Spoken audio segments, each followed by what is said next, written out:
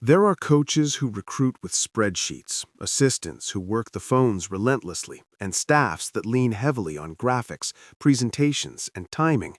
But there are very few head coaches in college football whose presence alone can shift the emotional gravity of a room the way Marcus Freeman's can. And that reality was on full display Thursday as Notre Dame's head coach stepped into multiple homes across California with a singular purpose: to make the Irish feel real, personal, and inevitable to some of the most coveted prospects in the country.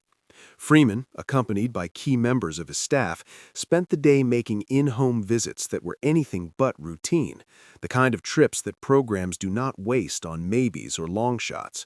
These are the visits reserved for players who sit near the very top of the board, prospects who could define an entire recruiting class, and by extension, shape the trajectory of Notre Dame football for years to come. Recruiting calendars are unforgiving, and in-home visits are a finite resource.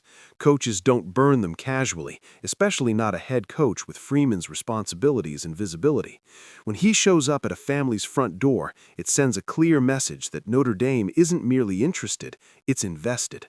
That was the undertone of Thursday's swing through California, where Freeman leaned into one of his greatest strengths: connection. This is the part of recruiting that doesn't show up in rankings or commitment graphics, the quiet moments at kitchen tables, the conversations about development, faith, education, and what life looks like after football. Freeman understands that elite prospects are evaluating more than just schemes and depth charts. They are choosing environments, mentors, and futures. One of the most eye-catching stops came at Cathedral Catholic, home of one of the nation's premier defensive backs. Standing 6 feet 1 inch and weighing 190 pounds, Johnson has long looked the part of a next-level defender, but his resume goes far beyond measurables. Widely regarded as one of the top prospects in the country and sitting at number 16 overall nationally, he occupies firm 5-star territory and carries himself like a player who knows the weight of expectations. At the high school level, he's been a tone setter, a defender who erases mistakes and flips momentum with instincts that can't be taught.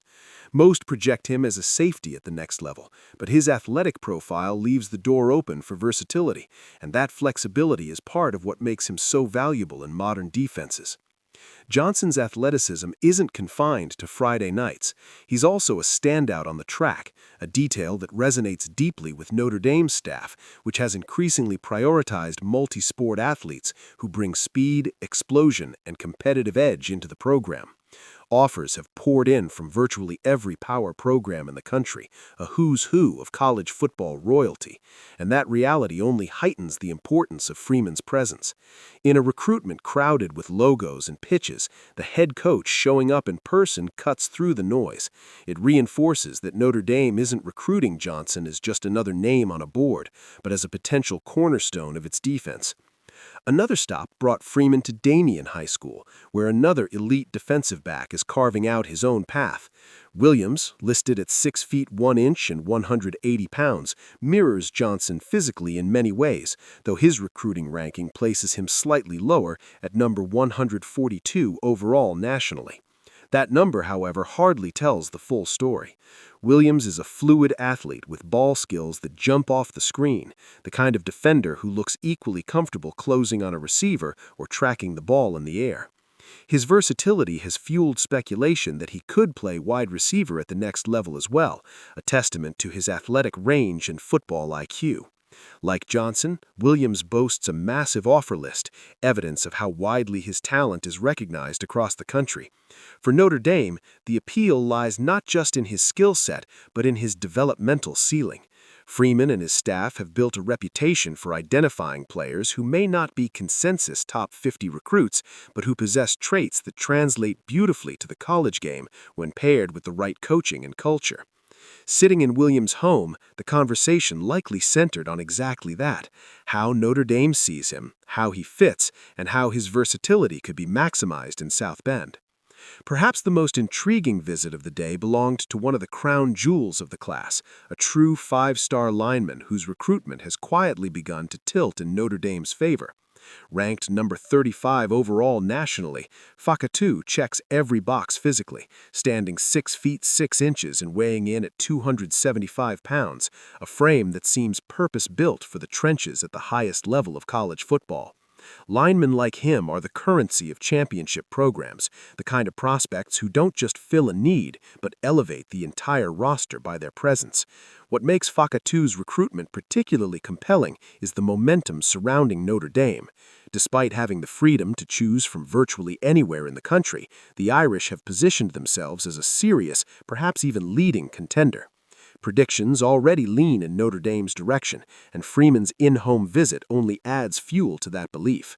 For offensive and defensive linemen alike, the pitch at Notre Dame is powerful. Elite development, NFL preparation, and a history of producing players who thrive both on the field and in life after football.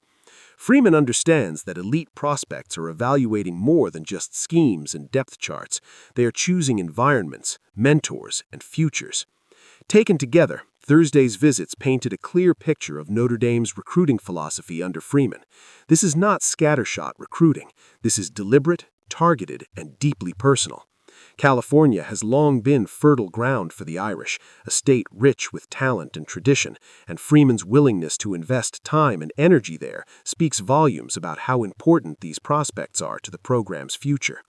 In an era where recruiting can feel transactional, Freeman continues to lean into authenticity, using his story, his leadership style, and his vision for Notre Dame as the connective tissue. There's also a broader context to these visits that can't be ignored. Notre Dame is operating in a college football landscape defined by constant change, with NIL, the transfer portal, and playoff access reshaping how programs build rosters. Against that backdrop, Freeman has doubled down on high school recruiting, particularly at the top end, believing that sustained success still starts with elite talent developed over time. In-home visits like these are a reflection of that belief, a reminder that relationships still matter, that trust still matters, and sometimes the most impactful recruiting tool is simply showing up. For the prospects and their families, these moments are unforgettable.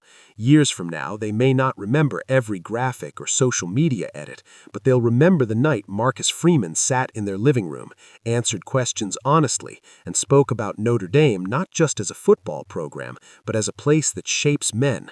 That's the kind of memory that lingers when decision day approaches.